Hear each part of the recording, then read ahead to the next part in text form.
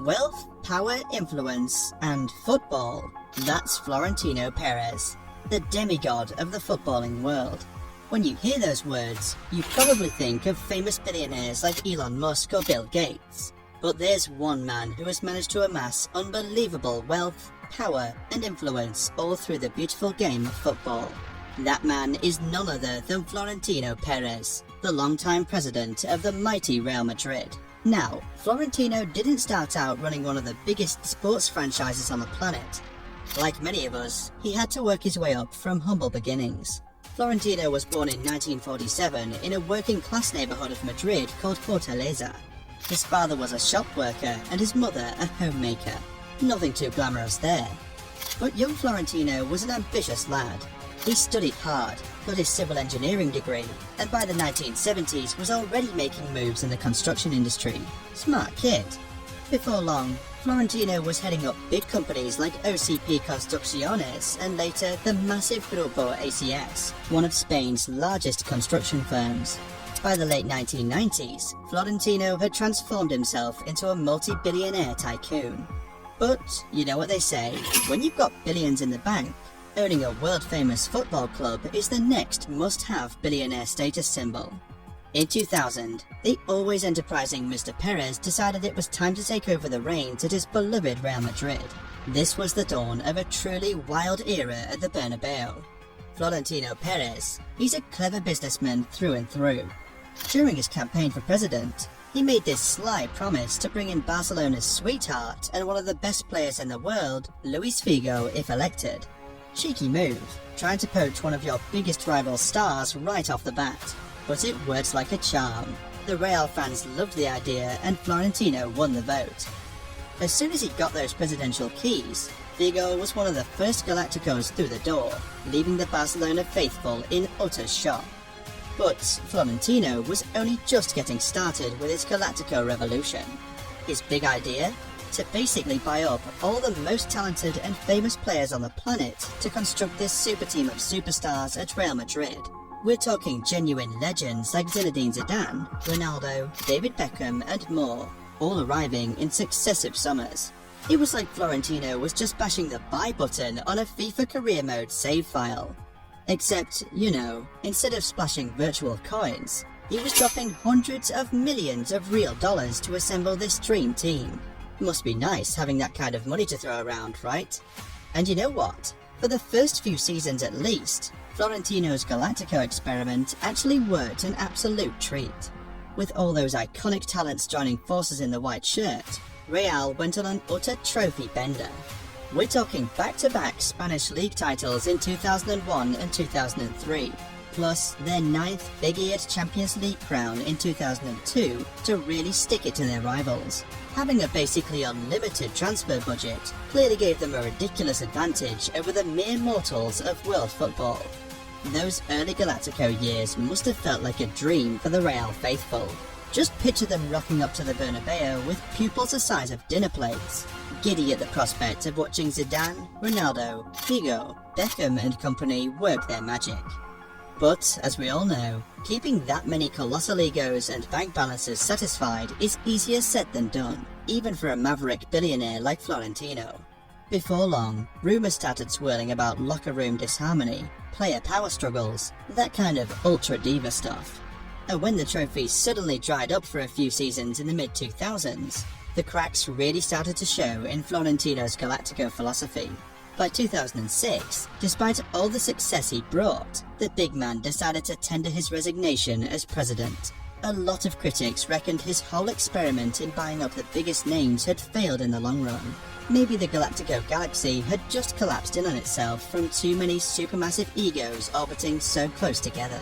But they should have known you can't keep a tenacious billionaire construction magnate down for too long though. By 2009, Florentino was back in the Real hot seat and ready to double down on making the Galacticos great again. Who did he bring in this time? Oh, you know, just casual global icons like Cristiano Ronaldo, Karim Benzema and Kaká for the low price of around £200 million combined.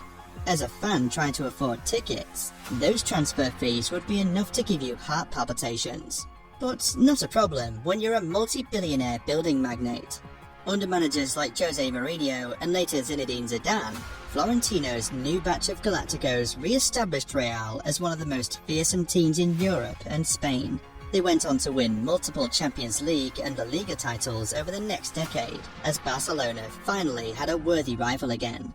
Of course, having effectively unlimited money helps when it comes to achieving sustained success like that. But give credit to Florentino. Not every billionaire club president spends their riches that wisely. He understood the incredible marketing value of signing the biggest names, and Olympics building proved to be no problem either. Despite all his successes though, Florentino still wasn't satisfied. This ultra-competitive businessman always wants more.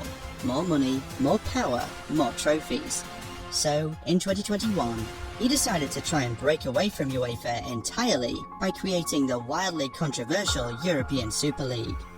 The basic idea was to have a closed-off competition featuring only the richest, most prestigious clubs like Real Madrid, Barcelona, Manchester United, Liverpool, and so on. Of course, this went directly against the general principles of promotion/relegation in the Football League, and a principle on which football has been built on. No wonder it sparked massive outrage from fans, players, managers, and governing bodies alike. UEFA was absolutely furious, and threatened to ban any club who participated from their official competitions. In response, Florentino basically said, "Bring it on, we'll see you in court." In a prime example of the man's sheer will and determination, Florentino took UEFA all the way to the European Union's highest court over the right to form this breakaway league. And guess what? In late 2023, the EU court actually ruled in his favour, saying UEFA had abused its monopoly position. Talk about using influence on the highest level. Some fans still hated the idea of killing off open competition, but Florentino insisted it would actually boost revenue and help modernise the sport for a new generation of fans. Whatever his reasoning, you've got to admire the sheer audacity of a man who tried to revolutionise the entire football establishment. As if just being the most powerful man in world football wasn't enough, Florentino also decided in the 2010s that Real's iconic Santiago Bernabeu stadium needed a major facelift. So, in classic Florentino fashion, he dreamed up some seriously ambitious renovation plans. We're talking about a massive retractable roof that can open and close on demand, gigantic wraparound video screens to really amp up that big match atmosphere, the kind of bells and whistles that would make even the fanciest modern stadiums green with envy. Wow factor indeed. Now, at first, they floated around a budget of around 500 million euros for all these wild upgrades, which is already more than enough to make a mere muggle like us faint at the thought. So it was absolutely no surprise at all when the final cost of the Bernabeu's makeover ballooned all the way up to an eye-watering 1.2 billion euros by 2024. To put that in perspective, that's enough to comfortably buy elite clubs like Dortmund or even their arch-rivals Atletico outright, and still have change left over for generational talents like Haaland and Mbappe. Of course, someone had to foot that massive bill. So who did the business-savvy Florentino turn to for financing? Why, none other than the global banking giant JP Morgan, of course. Those two entities joining forces is a real meeting of wealth, power, and influence if there ever was one. Despite appearing to have everything a man could want in the material world, there was one tragic event in Florentino's life that clearly shook him. That was when his beloved wife of over 40 years, Maria Angeles Pietina Sandoval, passed away from cancer in 2012 at the age of just 62. By all accounts, Maria had been Florentino's biggest supporter through all his business conquests and Real Madrid tenures, so losing such a devoted life partner understandably left him devastated. Perhaps it was this personal loss that motivated him to pour even more passion and energy into his life's other great love, Real Madrid Football Club. In any case, the story of Florentino Perez is really the ultimate rags to riches tale. From growing up relatively poor, to becoming an elite construction billionaire, to exerting his wealth and influence over the entire world of football. It's all definitely a script worthy of the Hollywood big screen treatment someday.